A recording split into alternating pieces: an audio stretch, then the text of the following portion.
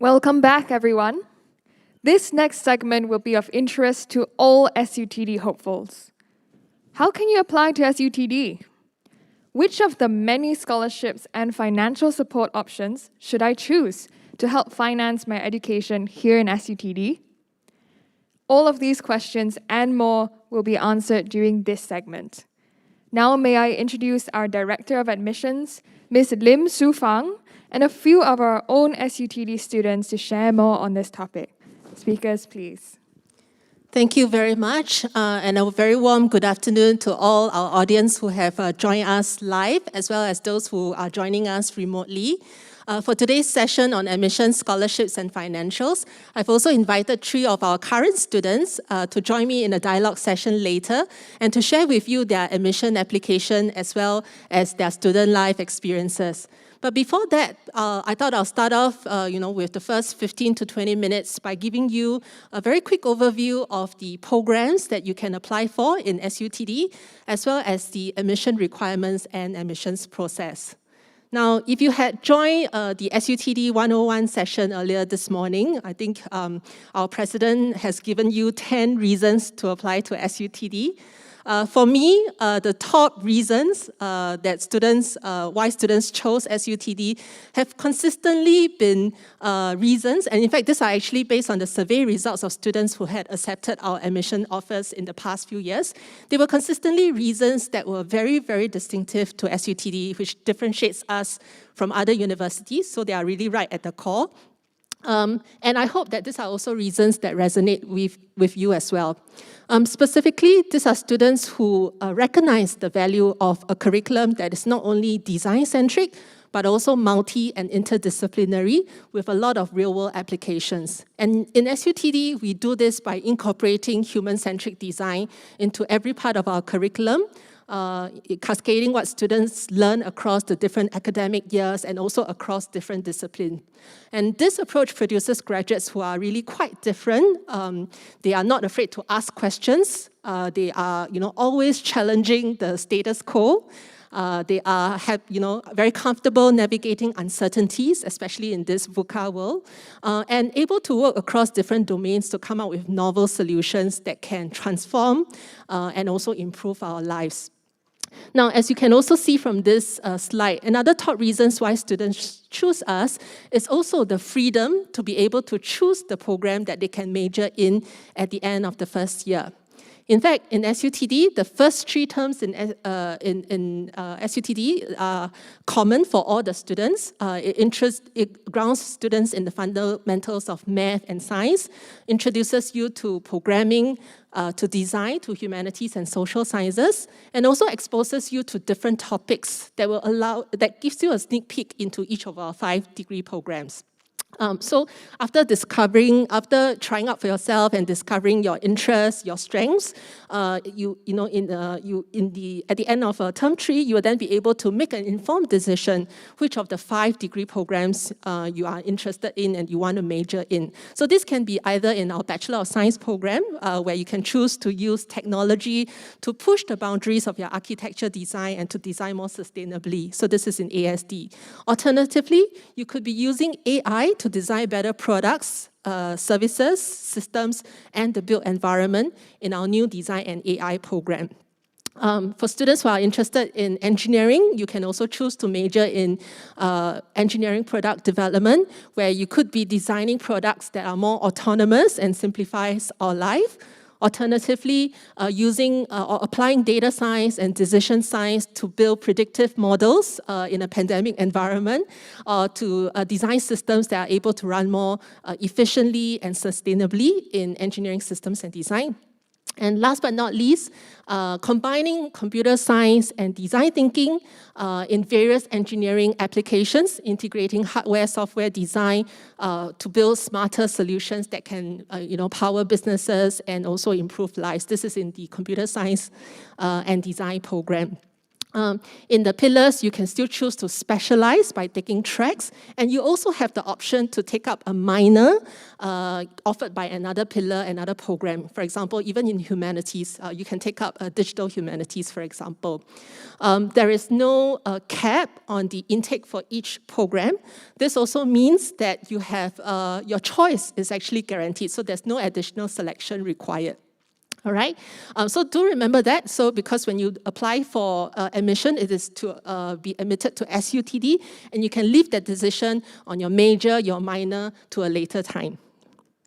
Okay, now I think some of you in the audience here may be high achievers. You may be interested to stretch yourself during your undergraduate studies, and you may have a deep interest in the confluence of technology with entrepreneurship, with research, with medicine and healthcare. If so, you might be interested to apply for one of our special programs at the point of your admission application as well. So the SUTD Technology Entrepreneurship Program will allow you to master the deep tech in entrepreneurship through multiple immersion opportunities, both locally as well as in entrepreneurial hubs around the world. You will graduate in 5 years, concurrently with 2 degrees, a bachelor and a master's of science in technology entrepreneurship. For those of you out there who are more interested in a research-oriented pathway and possibly to do a master's or a PhD after graduating, then the SUTD Honours and Research Program will prepare you for that. You get exposed to various advanced topics. You get to work on different research projects, even as an undergraduate. You get to go overseas to present, overseas conferences to present your research papers, and you earn a very generous research stipend on top of any scholarships that you are awarded. And finally, we also have the special track collaboration with Duke NUS Medical School to nurture clinician plus, clinician innovator, clinician entrepreneur who can impact healthcare delivery and healthcare outcome in a big way by combining their tech and design knowledge together with medicine. So in this highly selective program, you can apply for and also gain conditional admission to the Duke NUS Doctor of Medicine, the MD program, after you have accepted SUTD's admission offer.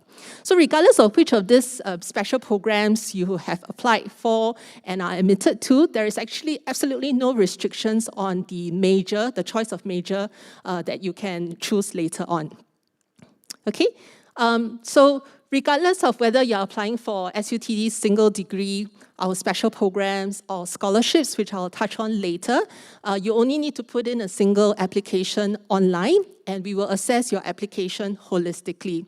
The whole objective of SUTD's holistic admission is to really select and admit students who are very much aligned with our vision and mission.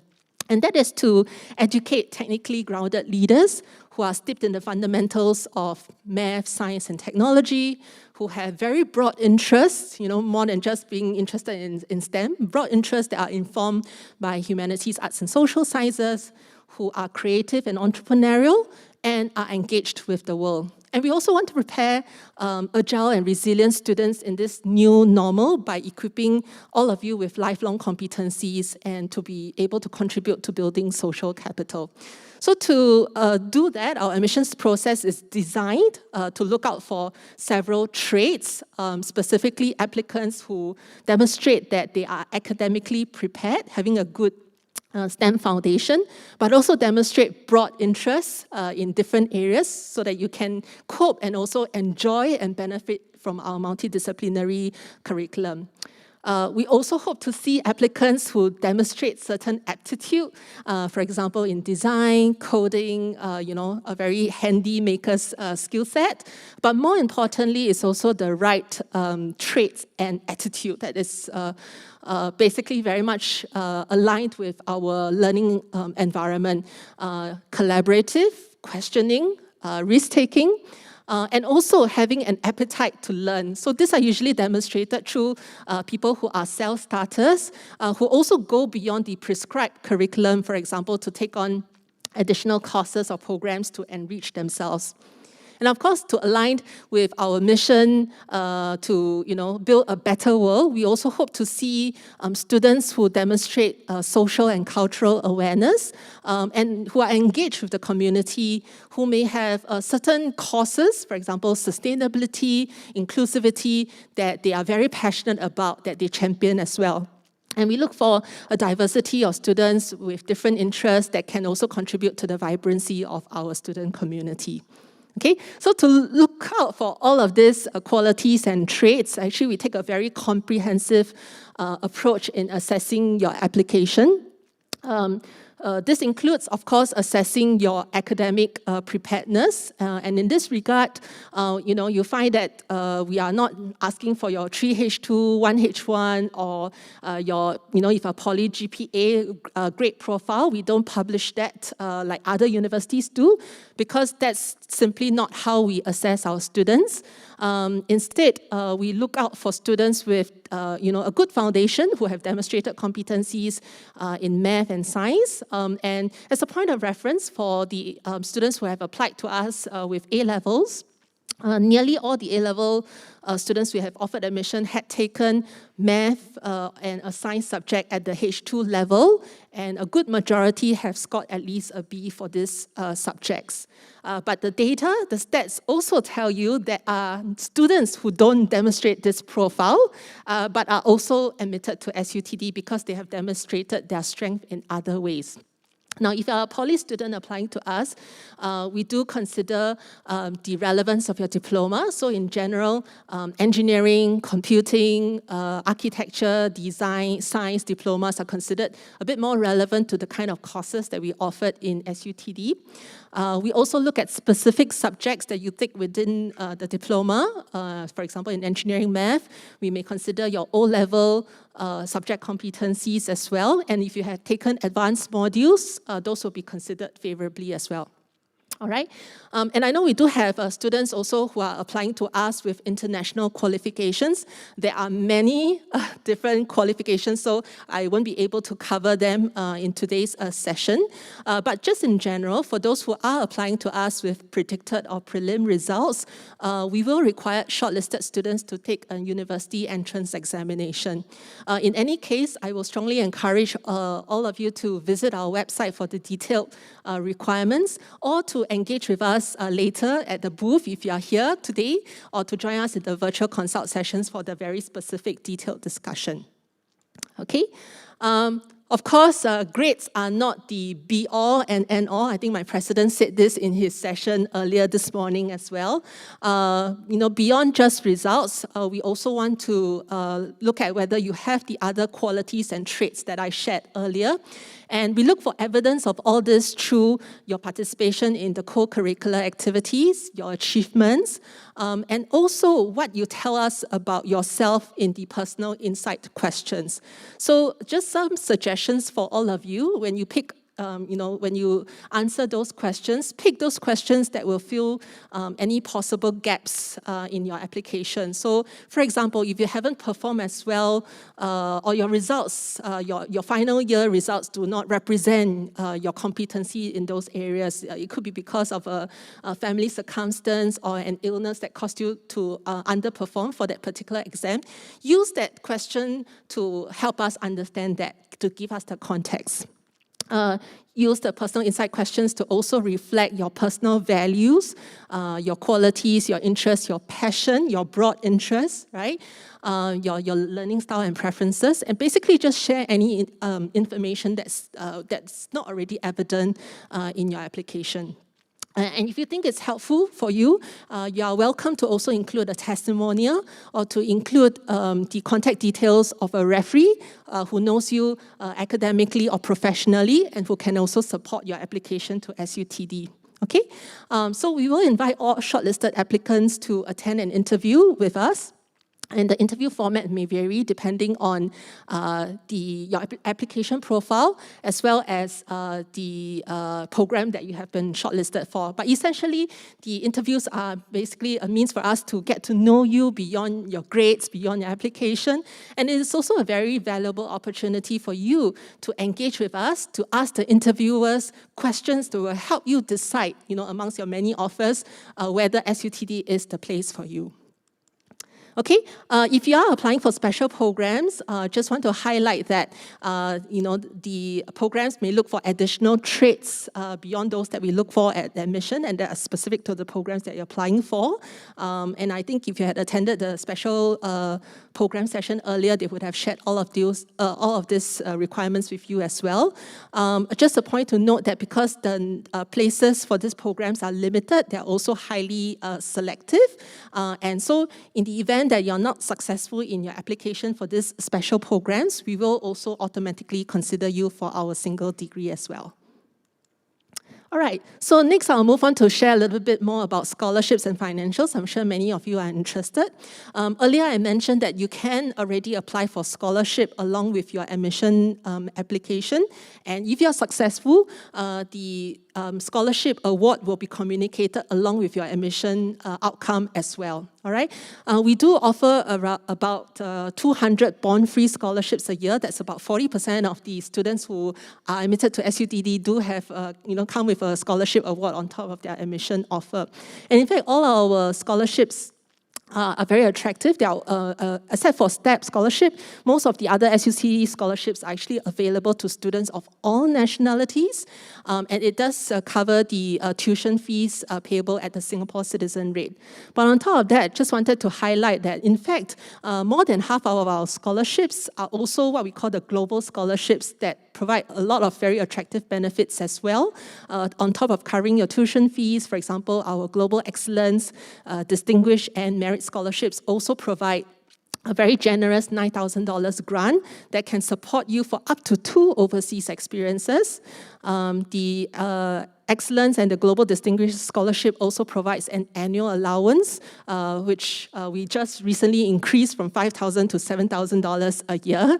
And on top of that, one of our most premium scholarship, the Global Excellence Scholarships, also provides an additional grant of $15,000 that you can use to fund your graduate studies, either at SUTD or selected master's courses at SMU within 3 years after graduating from the university. So this is really very attractive because, for those of you who haven't even decided on your major, you don't have to decide right away whether you even want to do a master's studies or not. You can do that within 3 years after graduating from the university. Okay, so all our scholarships are merit-based, but there are a number of donor and midterm scholarships, such as, just to name a few, for example, Shopee, PayPal, Singtel, who also provide additional consideration for those students with financial need, and may offer scholarships that are very attractive, both in terms of its benefits as well as development opportunities for our students. And on top of that, this year, we are also setting aside 25 SUTD special awards to recognize students with very outstanding achievements and attributes and qualities that are very much aligned with what our programs are looking out for. So I do encourage you to check our website for more details of these awards. Okay, so if you do not get a scholarship from us, then the tuition fees, the cost of studying in SUTD for Singapore citizens is $13,500 a year. And for PRs and international students, it's about 1.5 to 2 times more respectively after the MOE tuition grant. Okay, so other than that, I think the other fees that you may need to provision for are the hostel fees for the first 2 terms, which are required for all our students because the residential stay is an essential part of our SUTD cohort experience. Now, I do recognize that there is a slight premium for the cost of studying in SUTD, and this is for the very unique experience that you get and you can't get anywhere else. But we also strive to make SUTD accessible to all the students who qualify, and this is through introducing various schemes, financial schemes to support students joining us, on top of the many other financing options that you can tap into, like loan schemes, study awards, and bursaries, for example. So I just wanted to highlight 2 schemes that are especially applicable to Singapore citizens. One of this is the SUTD Education Opportunity Grant, which we introduced actually several years ago.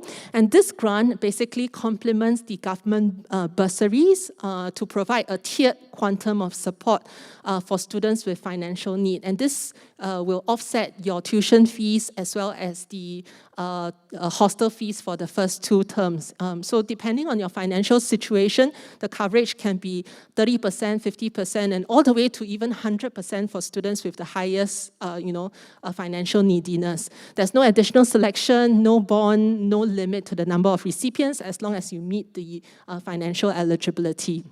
Okay. In fact, for students with financial needs, they can also subsequently apply for grants and awards that also fund their overseas programs as well. So there are many financial schemes available. For students who did not get a scholarship and also do not get financial assistance from us, Singapore citizens, we also have a very special SUTD community grant that's $1,500 per term, totaling $12,000 for the duration of the undergraduate studies to help you offset your education expenses as well.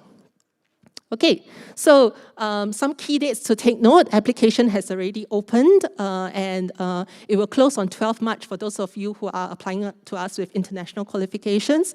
For the rest, applying with local qualifications, it will close on 19 March, which is the same deadline as other local universities.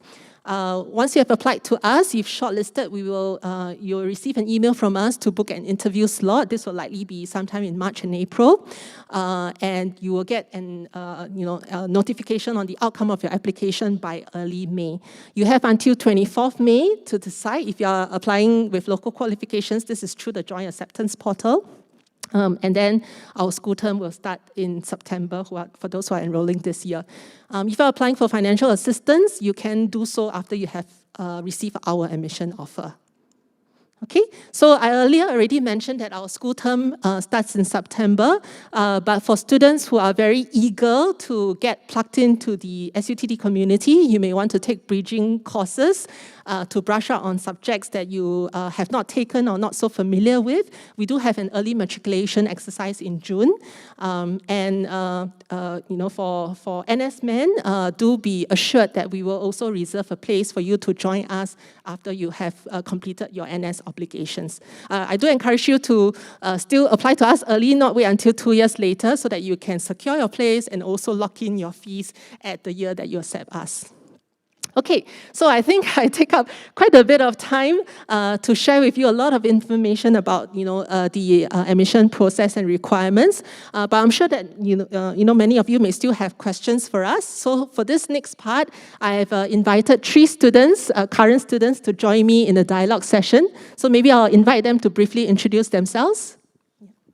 Thank you for the insightful sharing. My name is Kelly. I'm currently a CSD sophomore, as the slide says, and previously I was studying in Yan Poly for Diploma in Engineering Science. So currently I'm a CSD sophomore, which means I'm a term 4 student, and I'm involved in various field roles in school, such as ROOT, our very own student government, as the Vice President of Operations, Rotaract Club, a community service club, as the President, and I'm also a house guardian, which is quite similar to a residential assistant in other unis. Hi, everybody. My name is Yan Zhi. I'm an EPD senior, and which is year 3, and I'm currently taking the special healthcare track in EPD. I was from Victoria JC, and the field roles that I'm involved in includes university ambassador as well as chamber ensemble. Hi everyone. So I'm Valerie. I was previously from RI, and right now, I'm in the first batch of DAI students doing my very first term in DAI, term 4. And I'm very active in judo. I was the previous judo president. Actually, right now, they are going to have a competition soon. So right after this, I'm heading down to the venue to support them as well. So go SUTD judo team. Go SUTD. Yeah, go SUTD. And yeah, I think that's about it for my brief introduction. Okay, thank you for the introduction. Now, I think to start us off, a common question that many students have, and they are, you were in their shoes several years ago. Maybe you can share with the audience, what made you apply to SUTD a few years back? Were we the only school that you applied to? And what made you accept our offer? Okay, Kelly, you want to start first? Sure. So for myself, I actually found out about SUTD in Sec 2. And I actually found out through those bus advertisements that you see plastered all over like Singapore. And I think I got interested since then. And I started to immerse myself in finding out more about this school because it's so new. And I thought that there's so many different things that this school could offer and many opportunities that I could possibly take up. So in my polytechnic days, I actually took up this program that SUTD offered. It's called Compact 3007, where I got to clear a module on design thinking. And this actually helped me to confirm and decide that, SUTD is really the right choice for me. And I really enjoyed the human-centric design approach that SUTD offered back then. And coming from a polytechnic engineering background, I saw a very strong interest, growing interest in the field of healthcare and engineering. And the fact that SUTD offered the SUTD Duke NUS special track actually allowed me to pursue this interest. So you only applied to SUTD and no other school? I actually applied to other schools, but honestly, SUTD was the only thing I really considered. Thank you. Yanzhi, what about you? So for me, I was very attracted by SUTD's multidisciplinary approach to education and learning about so many different disciplines and applying them into real-life situations. Similar to Kelly, I'm also interested in this healthcare industry, which is growing and something that I feel very passionate about. Yeah, so, and also the collaborative learning experience in the classes is something that I really enjoyed. Since project work in JC, but I think to have an education where we learn from my peers, where I learn from my peers is very very appealing to me. Yep. Thank you. I think, Valerie, your story is a bit unique. Yeah, my story is a little bit different. So actually for me, right, I was the latest batch of students that were accepted into SUTD in 2020. Because actually for the most part of my life, I always wanted to go to art school. And I already had a place, kind of like in an overseas art school. So COVID happened, a bunch of things at home, like financials. I couldn't go. I had a partial scholarship there, but it still wasn't enough, and times were uncertain. So I think at that point, somewhere in May, June, pretty late 2020, so everyone already have their uni and stuff. Like some of them already maybe started already, but I had nowhere to go. And then SUTD was the only school that opened officially second round of acceptance. I think it was the only one. And I mean, I could still apply to other schools like NUS and all the other schools, but I would have to directly apply through email maybe, but not an official portal . And in the first place also, I think my mom always tell me, hey, do you have a backup? What school are you going to do if you have no school? I always kind of had SUTD at the back of my mind, but I was a bit complacent, so I never I'm going to apply just in case. But I'm really glad they opened up the second round. Yeah, so I think my story will be more useful if you're still kind of uncertain. I think SUTD, I don't regret it . Yeah, it gave me more time because I really didn't know what to do. Right after I couldn't go to art school, right, I was like, oh no, what do I do now? And I don't know what course to go for, what to apply. And I thought that SUTD had a freshman program. It would be best for me to try a little bit of everything. And then after 3 terms, I can decide my major. Yeah. Thank you for sharing your experiences. I hope that also provides some inspiration for some of you out there who are also similarly considering your options. Now, I think all of you mentioned that what drew you to SUTD was really the design-centric, the active learning, hands-on learning part. In this regard, we often get this from poly students. There's a general perception that poly students are generally more hands-on than their A-level peers. So, do you feel that is the case, Kelly, coming from a poly background, and whether that has been advantageous for you? I think definitely I've seen poly students with maybe more advantage in the sense that they get early exposure into such fields. For example, for me, I actually tried soldering or like other hardware equipment back in poly, as compared to JC students, which typically in their normal JC curriculum, they wouldn't have the chance to try such things. But I feel that as the common freshman term goes, and in term 2, there's the design thinking module, which kind of exposes everyone to all these fields. And I think that overall, after maybe 2 or 3 terms, actually most of the students are on the same level. And I feel that there isn't really a clear distinction on whether like poly students or JC students have a bigger advantage in terms of such hands-on activities. Yanzhi, do you agree? You Yeah, come from the A-level background. Yes, so I was from the A-level background, and I came in without much experience with like prototyping, with working with hands-on stuff. But I'm very glad that coming in, some of my poly friends also did help me a lot through the process. And yeah, being able to collaborate and work together on like group projects, it enabled me to get exposed to all these important skills that will be required for work in the future as well. Yeah, so I think I agree wholeheartedly with Kelly with regards to that. Yeah. Okay, maybe slightly change the question a little bit. So we often get asked also whether, in admissions, what do we look out for? Is there a typical profile of a SUTD student? So Valerie, from your experience looking at yourself and also your classmates, what do you think is a typical profile of a SUTD student? Well, definitely, I don't think you have to be the best at academics, because for myself, right, actually, I'm really bad at like math and physics, like back in JC. Like, I did decently during A-levels, but I'll definitely say it's not my strong suit.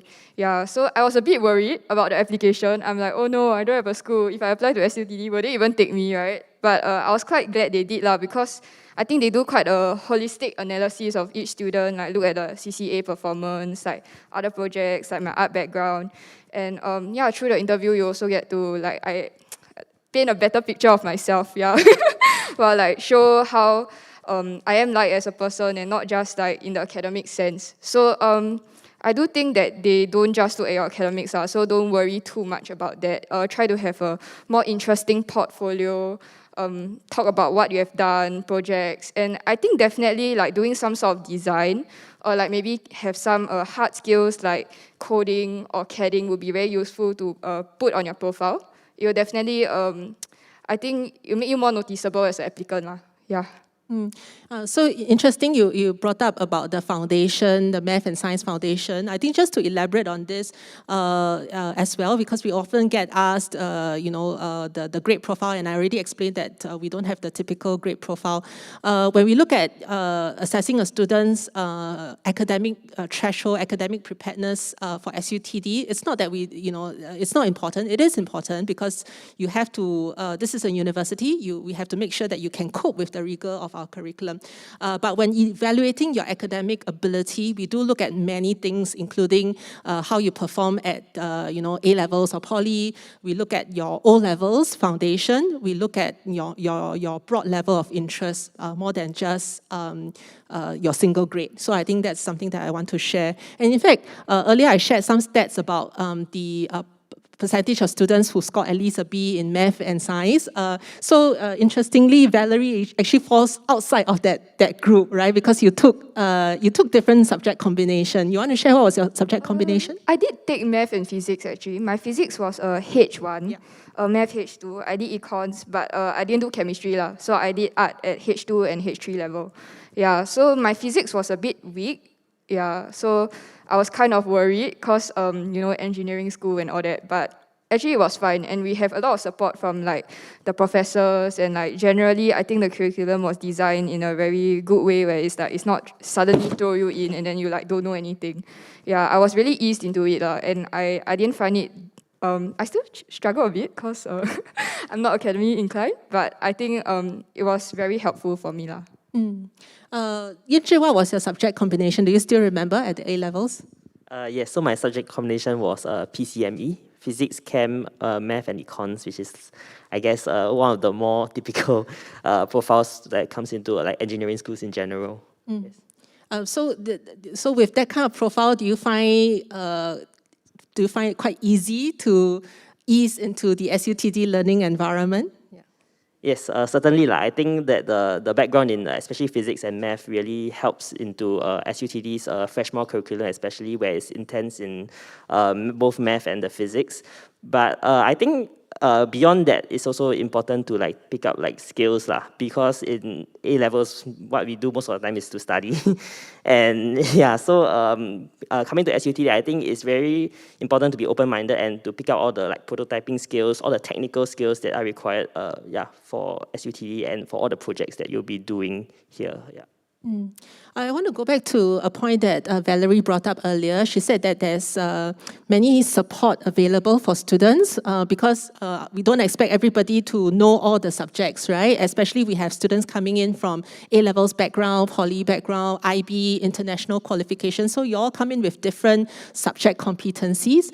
And in SUTD, we have what we call the bridging module. We call it the integrated learning program, but essentially this is a 6 weeks bridging module that we offered to students who had accepted us, who want to brush up on subjects that they have not taken, or they have gotten rusty over national service, 2 years of serving the nation. And these are, helpful for students to better prepare themselves before the term starts. Have any of you taken any bridging modules before? Kelly, you have? Yeah, maybe I can share. So for myself, I actually took ILP Chem and Bio back in, I think it was June 2020. And for myself, because I come from an engineering background and come from poly, so it's been 3 years since, so I actually spent 3 years of my life in a poly background, engineering, physics, math. But I haven't really touched Chem and Bio since maybe secondary 2 or secondary 4. So I found that all these ILP programs were actually very helpful in allowing me to get my hands back on Chem and Bio, and actually it helped me to brush up a lot before the upcoming freshman modules in chemistry and biology respectively. And another thing that I wanted to share was actually there's an ILP computing for students that might not be exposed to coding before or might not have experience in such fields. So I actually had some friends who took up this module in the ILP period, and they actually used this in their freshman term 1 module when they actually did Python, and a lot of them actually found it very helpful. So I guess I would like to encourage whoever is listening to actually sign up for such ILP programs if you feel that you would want to get early exposure into such fields. Yeah. In fact, there was a question from the audience who asked whether physics is an absolute requirement. So the answer to that is no. We have actually admitted students who had either taken physics at H1, as what Valerie has done, or had not taken physics before, but maybe instead took chemistry or other subjects. And then we also have poly students who don't necessarily take physics in the respective diplomas, but with bridging modules, you can get yourself up to speed. On top of that, for our first year, some of you may not know, the first term, the 4 subjects in the first term are actually pass-fail subjects. So those grades actually do not count towards your graduating GPA. And on top of that, you can choose another 2 subjects in the terms 2 and 3. So in the first year, half of the modules will not count towards your graduating GPA. So this is really to help you ease your transition because, again, coming from different background and different learning environment, the SUTD approach can be quite new to all of you. So we want to make sure that you get comfortable, you get to enjoy learning without fearing, about taking subjects that you have no prior experience in, and I think that's most important. Yeah. Okay, I want to move on to another topic, which is about choosing your programs, your pillar choice. I'm not sure whether you all still remember, whether at the point of application, what was your pillar choice? And maybe I can ask Kelly, do you still remember what was your pillar choice when you first applied to us? And is it the same as what you are in right now? For myself, so as mentioned, I actually come from an engineering background. So I thought that I would enjoy myself taking up more engineering modules here in SUTD. And being on the SUTD doing special track, I felt that there was a need to develop healthcare tools in terms of hardware and physical tools. So when I first applied to SUTD, I actually applied for EPD. But I think after my first term and my third term, I actually took up modules that involve coding. And I started to find myself getting very interested in coding and using such coding softwares to actually develop solutions in the healthcare field. For example, I could just make a web app or a mobile app for healthcare solutions. And I think this is why I'm in CSD right now. Yeah. And Valerie, I think you are in DAI now. That's our newest degree program. In fact, this is the first batch of DAI students. Earlier, you mentioned that you had actually been accepted into an art university, art institution. So have you always been interested in something like the confluence of design and AI, or this is something that you discovered along the way? For me, initially, I had already had my eye on DAI lah, like from the start, like admission, because you have to put in like what is your preferred pillar from the start. But I kind of got swayed around here and there because I took the ASD module in term 3. So it was a spatial design world, SDW, and we did Rhino, we did CADing, and we designed like small spaces and stuff like that. And I was thinking about going to ASD. I also did an architecture internship before lah. But then I last minute changed back to DAI. So, I was like, oh, I can't take. Because I think that's precisely why I picked DAI. Like the fact that I can kind of like touch base on everything. Because, there's all 5 pillars. They're all like quite interesting and fun. You want to like try all of them. It's like, oh no, you can't commit to one. It's like you want to try them all. So I think DAI is the best for that. Yeah, because we have like product design studio, so there's like EPD, and then you have a systems design studio, which is your ESD, and then you have your spatial design studio, which is your ASD. So I really like the idea that being able to be a generalist lah, yeah, rather than having to pick something and really just stick to it.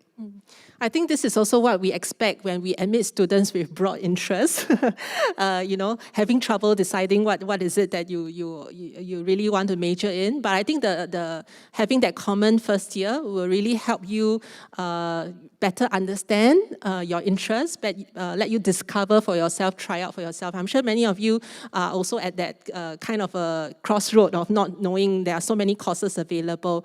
If so, then SUTD does offer you a very safe environment to try out and explore before making that decision on what your education pathway and possibly career pathway could be as well. So I think that's important. Now, I'm seeing quite a few questions regarding hostel stay, whether staying in campus is compulsory for freshmen. So the answer to that is yes. In SUTD, we do require all the first-year students to stay on campus for the first 2 terms because we believe that residential living is an important aspect of the cohort experience that is very unique to SUTD. But to that, maybe I wanted to ask Kelly. Kelly, you, I think after the first year, you continue to stay on campus, right? In fact, you are a house guardian. Why do you want to stay on after the first 2 terms? And is it easy or difficult to get a room after that? Yeah. I think a very simple answer is that I stay very far away from school. It takes me 1.5 hours to get to school. But that aside, I feel that hostel living is something that I really enjoyed in my first 2 terms. Even though, like, due to COVID, a lot of things couldn't be held. We couldn't do a lot of physical events, but as a house guardian, I actually got to organize events for my floor, and as well as inter-block events or even hostel-wide events. And I feel that hostel living is actually something that I really enjoyed furthermore into term 3 and term 4 now. And as a term 4 student, as a house guardian, I'm actually overseeing some of the residents on my floor who are like term 1 and term 2. And I think that it was very helpful for me to actually be there and actually help them and guide them along the way as they are like enrolling into SUTD. And I feel that being on campus and being near to campus is something that really helped in terms of like coming back from school, and I can quickly just go and study, and I don't really have to worry about being very far away from school. Yeah, I think there's a related question on what is hostel life like during COVID. Valerie, you want to answer that? I really, really enjoyed hostel. I really did, yeah. It was like, how to say, you still have to observe social distancing rules lah, but you can have like 1 visitor to your friend's room, that kind of thing. So it still provides some room for you to bond and get to know your floor mates. And I really love that like we were all living in the same floor, like all the girls who are all in the same class will be in 1 floor, and then the boys will be on another floor, and we are all from the same class. So it's really good for us, like when we need to discuss projects, we can just go to a bench nearby, because each of the floors like have the discussion spaces, like benches, halls or meeting rooms. And it's really great that we are living next to like maybe our group mates, and it's very easy to bond and do project work together. Yeah. Thank you. Maybe I quickly move on to another topic, a few questions on scholarships, whether scholarship is provided for international students. The answer is yes. A lot of our scholarships are actually available for students of all nationalities. When will the scholarship outcomes be announced? So if you had already applied for scholarship as part of your admission application, we will assess your application profile to see if we can consider you for scholarship as well. So we will assess the application for admission and scholarship at the same time. And if you are successful, when we notify you about your admission outcome, we will also let you know if you are awarded a scholarship as well. Now, on this topic, some students may also be applying for donor scholarships. And Valerie, you were actually awarded a donor scholarship along with your admission offer. Do you want to share briefly what the application process was like, and how do you think you managed to secure the donor scholarship? I think for the application process, it was kind of like together, right? So there was an option where like, oh, do you want to apply for an additional donor scholarship and something like that. I think the process was like, I had to do an additional interview lah. Yeah, so my donor scholarship is KKH scholarship, not the hospital one. It's the Kok Kun Hong Donor Scholarship, and I believe he's the owner of Wilmar International. So this was more of a financial aid kind of thing where they kind of look at like the, what do you call it? The household income? Per capita Yeah, the per capita income. So I qualified for it, and I still had to go through an interview, which they were very friendly. I just had to be very honest about my situation, explain a bit, and try to be sound passionate, of course. And yeah, I think it was quite a smooth process lah. There weren't specifically any bumps, and my advice is to just go for it. Yeah, with regards to scholarships and financial aid, because I think a lot of times you might be a bit scared, like, oh no, I'm not good enough. Can I get it? Should I even try? I think there's really no harm just trying. Yeah, just apply for it. You never know. Yeah. Yanzhi, you're also a scholarship recipient. Do you have any advice for students out there, how they can improve their chances? Okay, with regard to improving your chances, I think just be true to yourself and just be very honest in the interview lah.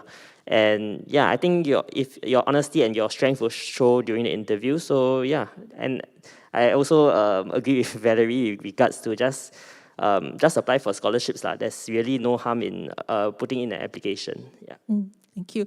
Now, I just want to quickly make one comment. I think the idea of a scholarship is also to relieve any financial burden that you have, and so that you can focus on your studies and also take part in all the opportunities that the university provided for you, even on top of the curriculum. And the thing is that for being a small university, unlike a big universities, a lot of the opportunities we provide are not just for students with scholarships, but are actually available for students in the entire community. But maybe I just thought to invite you all to also quickly share very briefly, what are some of these additional things that you get to do, outside of curriculum that has enriched your experience. Valerie, you want to quickly share a short experience? I think SUTD really provides a lot of opportunities. It's like buffet lah. You have to like pick them wisely. Don't overcommit. It's like don't take too much food on your plate, because really there's so much. Yeah, I did a number of like competitions and projects, and I guess the most recent one would be I managed to do a mentorship with PZ and Taobao. So I actually was doing research about live stream selling, and I managed to appear on cam live selling some products for Taobao on Facebook. Yeah, and that was quite fun because I can't imagine where else I would get an opportunity to really see the behind the scenes and like the setup, everything. It's so much more than what you see on screen now. And it was really, really very enriching for me. And of course, everything that you see that is not behind the screen, there's a lot of work put into it. And I had a mentorship partner as well, so shout out to him, shout out to Billy, who really did all the research and like helped to set up all the back end. Yeah. Thank you. Maybe I just throw the floor open to the audience who joined us live, because I think we tried to address most of the questions that have come in. But are there any questions that you would like to ask us? Anyone? Yes. Yeah.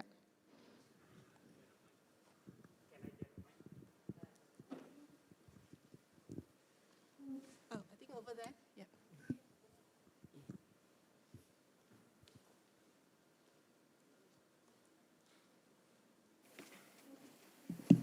Good afternoon. My name is K.S. Lim. Hi, afternoon. Okay, my question here is just a general one. Let's say if some students made a wrong choice to join the course, will they be given the opportunity to switch course, say after the first semester, so that they don't risk the losing of the course fees? And the other thing is, will the same student be given the same opportunity in terms of merits? Like, for example, let's say now this particular student apply for this particular course. So along the way, after the first semester, they find that the interest is not there for their passion.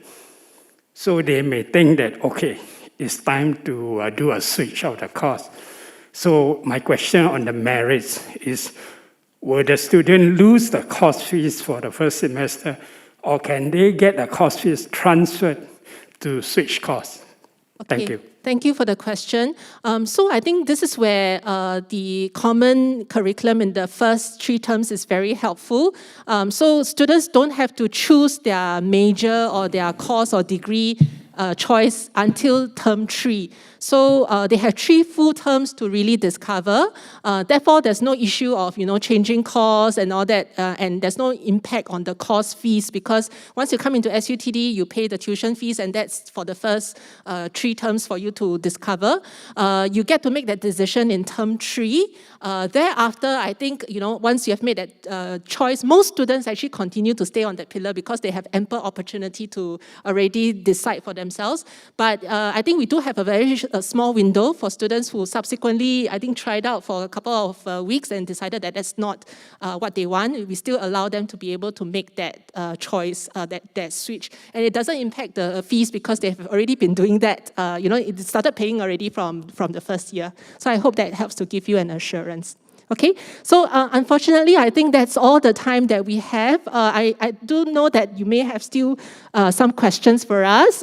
For the very specific ones, I do encourage you to visit us at the booth or to join our virtual consult sessions. But I also want to highlight to you that for those of you who are unable to join us live on campus today, actually we do have a campus immersion program where we have our admission staff and also student ambassadors conduct campus tours every Saturday until 19 March. So do join us. Alternatively, we have consultation sessions for different qualifications. You can also join us for those consult sessions, application interview workshops, scholarships and financials, or just to join our live chat with admissions every Wednesday afternoon. So there are various channels to connect with us, and I look forward to engaging with all of you later on. Thank you. Thanks. Bye-bye.